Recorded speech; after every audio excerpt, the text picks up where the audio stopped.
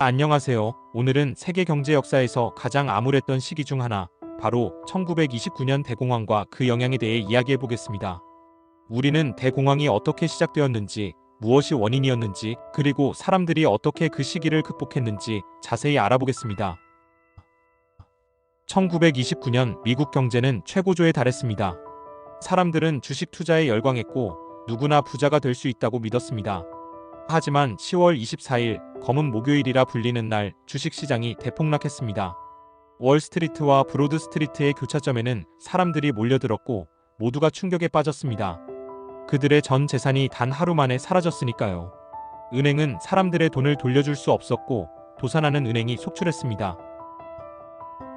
대공황은 그렇게 시작되었습니다. 대공황의 가장 큰 문제는 실업이었습니다. 1933년 미국의 실업률은 25%를 넘어섰고 1940년대까지도 14%를 유지했습니다.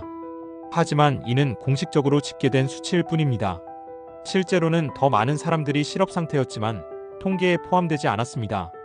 가족을 부양하기 위해 농촌으로 이주하거나 비공식적인 일자리를 구한 사람들은 실업자로 인정되지 않았습니다. 설령 직장이 있더라도 주당 근무 시간이 크게 줄어들었죠. 1920년대 평균 47시간이던 근무 시간은 1934년 41시간으로 감소했습니다. 한편 실업자들은 음식을 살 여유가 없어 배급소에서 도움을 받아야 했고 농부들조차 식량을 팔지 못해 고통을 겪었습니다. 대공황의 원인에 대해서는 다양한 이론이 있습니다. 첫째, 생산 과잉이 문제였습니다. 1920년대의 경제 호황은 대량 생산을 가능하게 했지만 수요를 초과하는 재고가 쌓였고 이는 기업에 큰 손실을 초래했습니다. 둘째, 투자 기회의 부족과 연방준비제도의 정책도 원인으로 지목되었습니다. 연준은 통화량을 줄여 가격 하락을 초래했으며 이는 경제 위기를 가중시켰습니다.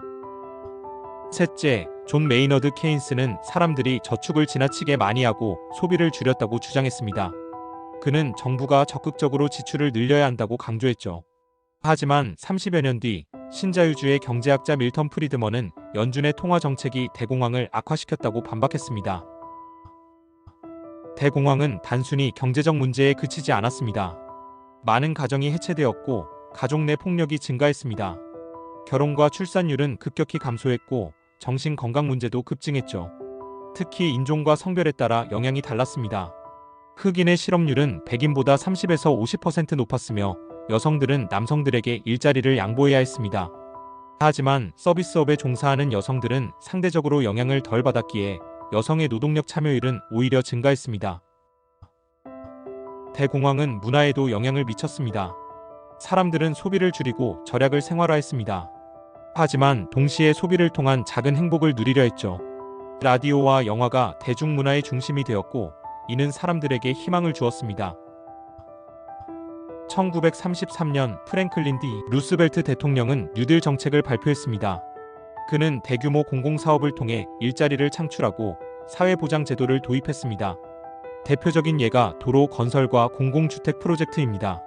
이러한 노력은 실업률을 감소시키고 국민들에게 희망을 심어주었습니다. 하지만 여전히 비판도 있었습니다. 공공사업이 민간 부문에 부정적인 영향을 끼쳤다는 주장도 있었죠. 대공황은 미국에만 영향을 준 것이 아니었습니다. 독일에서는 경제적 혼란이 나치당의 부흥을 가속화했고 라틴 아메리카는 자급자족을 강화하기 위해 관세를 높였습니다. 오늘날 우리는 대공황의 교훈을 기억해야 합니다.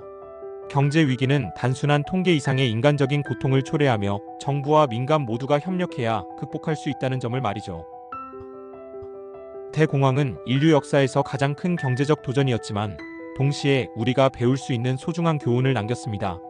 오늘날의 경제 정책과 사회 구조는 대공황의 경험에서 많은 영향을 받았습니다. 끝까지 시청해 주셔서 감사합니다.